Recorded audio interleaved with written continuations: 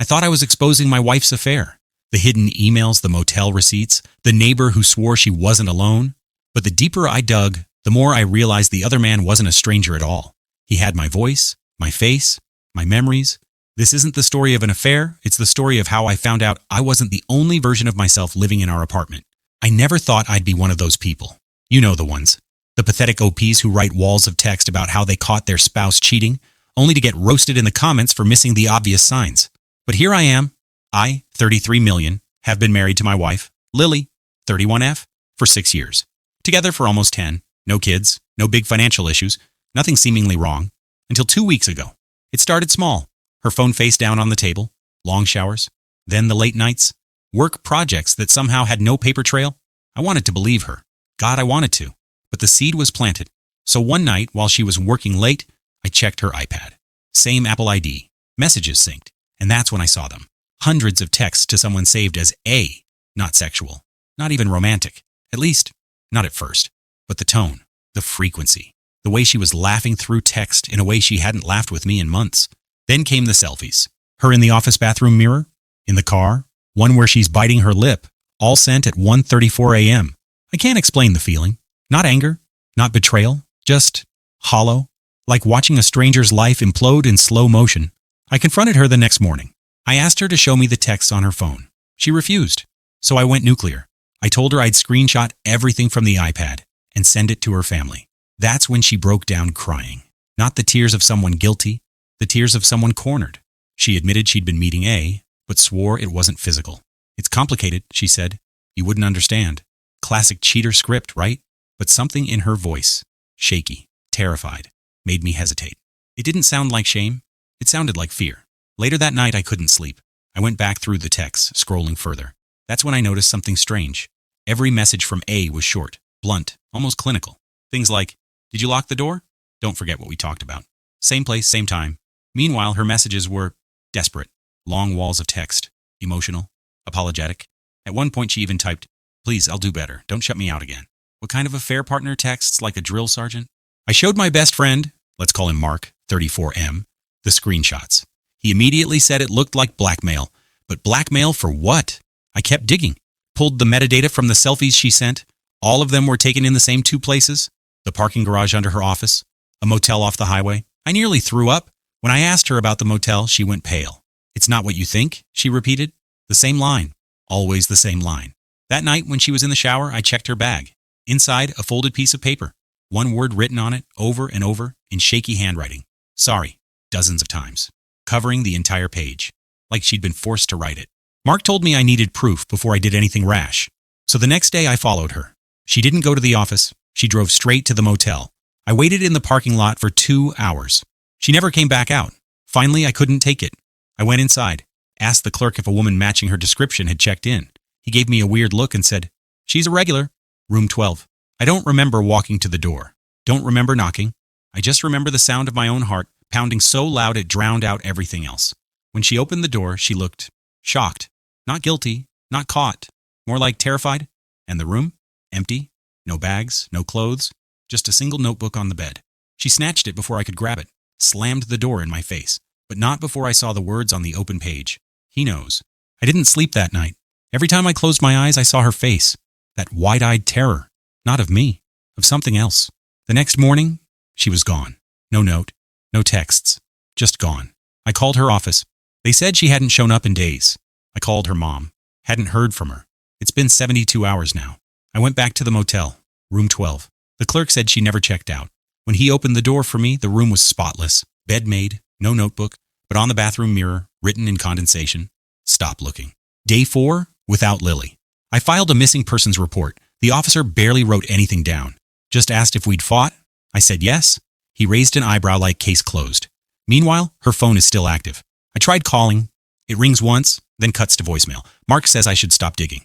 That if she wants space, I should give it. But it's not space. She didn't take clothes. Didn't take her laptop. Not even her wallet.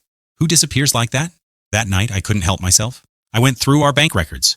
2 withdrawals I didn't recognize. $500 cash, 3 weeks ago. $500 cash, 2 weeks ago. Both from an ATM next to the motel. And a third attempt last week, declined. Balance too low. But here's the thing. Lily never used ATMS. She hated carrying cash. So why the sudden withdrawals? I dug deeper, checked her email. She always used the same 3 passwords. 2 hours of guessing and I was in. There it was. A separate Gmail account I'd never seen before. Dozens of messages between her and A. But they weren't emails. They were drafts. She'd write something, save it. He'd log in later, read it, and delete it. A shared account, a digital dead drop. Most of the drafts were mundane. Her apologizing, begging for forgiveness. But one stuck out. It just said, "The husband suspects." I don't know how much longer I can stall. Dated a week before she disappeared. I finally told Lily's mom everything. The texts, the motel, the notes. She went quiet for a long time, then said something I can't shake. Not again. When I pressed her, she brushed it off, said she was just upset. But those words, they felt heavy, practiced, like she'd said them before. Later that night, Mark came over. I showed him the Gmail drafts. He frowned, scrolled, then tossed the iPad back. "Could be fake," he said. "Maybe you're reading into things." But his tone was sharp, defensive, almost like I'd accused him. Here's the kicker. When he left, I checked the drafts again. The last one, the one about the husband suspects, was gone, deleted, and I hadn't touched it. I bought a burner phone and texted Lily's number from it. Pretended to be someone else. "Meet me at room 12. No reply. But the next morning, the phone buzzed. A video message. No sender ID. Shaky, low-res footage of the motel hallway. Room 12's door. The camera slowly zoomed in, then stopped. Just static after that. I replayed it a dozen times. On the third, I noticed something in the reflection of the window across the hall. A figure holding the camera. Tall, broad shoulders. Hoodie up. Not Lily. And not anyone I recognized. I confronted Mark. Asked if he'd been at the motel. He laughed in my face. Said I was paranoid. But then he slipped. Said, "You weren't supposed to see the drafts?" I never told him I'd seen the drafts. I only said emails. That night, I drove back to the motel. Room 12 was locked, but the window was cracked open. Inside, on the nightstand, was the notebook again. The same one Lily snatched from me. This time I opened it. Dozens of pages. All the same 2 sentences written over and over. "I'm sorry. He's making me." But the last page was different. It wasn't Lily's handwriting. It was mine. "I need to admit something. I've been losing time. The first time was last week. I was sitting at my desk, scrolling through the Gmail drafts, and then nothing. I woke up 3 hours later, sitting in the car outside the motel, engine still running, no memory of driving there. I chalked it up to stress, maybe exhaustion, but it happened again 2 nights ago. This time I woke up standing in our kitchen, knife in hand, and written on the counter in Sharpie, "Stop." The ink was fresh, and my fingerprints were on the marker. I tried talking to our upstairs neighbor, Julie. She's lived in the building for years, knows everyone's comings and goings. When I asked if she'd seen Lily recently, she froze. Then quietly, "Sometimes I hear her in your apartment when you're not home." I laughed, told her that was impossible, but she didn't laugh back. She just said, "It's not the first time," and shut her door. That night, I set up a voice recorder in our bedroom. When I played it back the next morning, there were 3 hours of silence. Then at 2:13 a.m., a voice, a woman's voice, whispering, "I'm still here." It wasn't Lily's voice, but it wasn't a stranger's either. It sounded like me. Digging through Lily's laptop, I found a hidden folder buried under layers of junk files. Inside, hundreds of photos. Not of Lily, of me, sleeping, brushing my teeth, driving. Some clearly taken from inside the apartment, others from outside, through windows across the street in the parking lot. The earliest one was dated 2 years ago, meaning someone has been watching me for at least that long. And here's the worst part. Half the photos were selfies. Taken on my phone, photos I don't remember taking. I finally snapped at Mark, told him I knew he was lying, that he was part of whatever this was. He didn't deny it. Instead, he said something I can't erase from my head. "You really don't remember, do you?" Then he walked away. Like the conversation was over. Like I was the one being ridiculous. But the way he said it, the pity in his voice, made my stomach turn. What was I supposed to remember? I went back through Lily's old journals. She used to keep one every year. Most of it was normal. Grocery lists, work drama, random doodles. But then, 6 months ago, the entries shifted. Day after day, she wrote about someone she called him. At first I thought it was A, but the way she described him. He watches me sleep. He says I can't tell anyone. He wants me to be sorry. And then, a chilling line. He wears my husband's face. Last night, my burner phone rang. Unknown number. I answered. Silence at first. Then a man's voice, low and deliberate. "You should have stopped reading." I froze. He knew. About the drafts, the journals, the recordings. Before I could speak, he added, "She's not gone. She's with me, like she wanted." And then the line went dead. But the worst part? The voice didn't sound unfamiliar. It sounded exactly like mine. I haven't slept. Every time I close my eyes, I see him. Me, but not me. This morning, shaving, I caught it again. My reflection lagged, just for a second. And in that second, it smiled. I wasn't smiling, it was. I dropped the razor.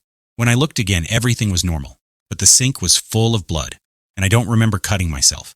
I returned to room 12, kicked the door in this time. The room was stripped bare, mattress gone, curtains gone, just empty space. Except for one thing, taped to the wall was a single Polaroid. Me, sitting on the edge of the motel bed, holding the notebook, smiling. On the back, written in Lily's handwriting, he says it's only cheating if I resist. I cornered Julie upstairs, demanded she explain what she meant by not the first time. She finally told me. 2 years ago, before Lily and I moved in, another couple lived in 6B.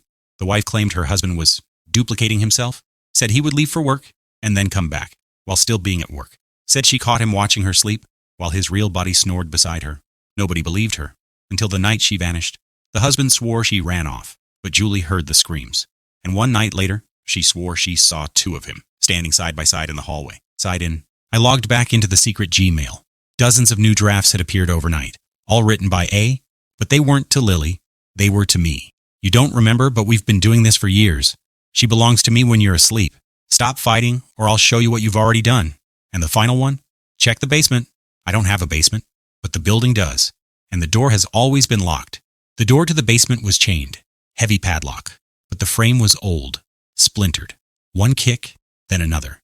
It gave. The air hit me first, damp, metallic, like blood and rust. I flicked my phone's flashlight on and descended.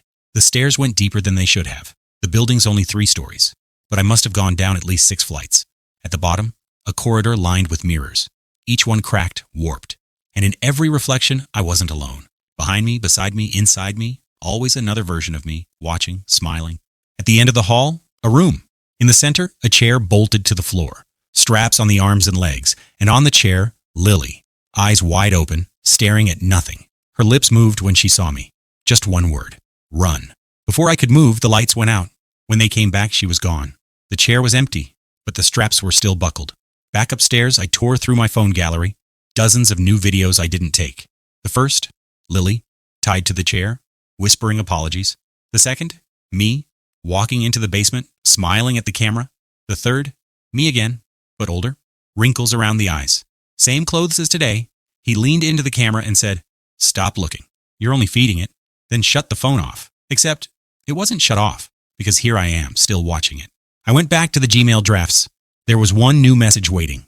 You finally saw the basement. Good. You needed to. Now you understand, I am not the affair. I am not the neighbor. I am not the stranger in the hallway. I am what's left of you when you sleep. I am every word you forgot writing, every photograph you forgot taking. I am the husband she couldn't confess to loving because she knew it would destroy you. I am A, and you are me.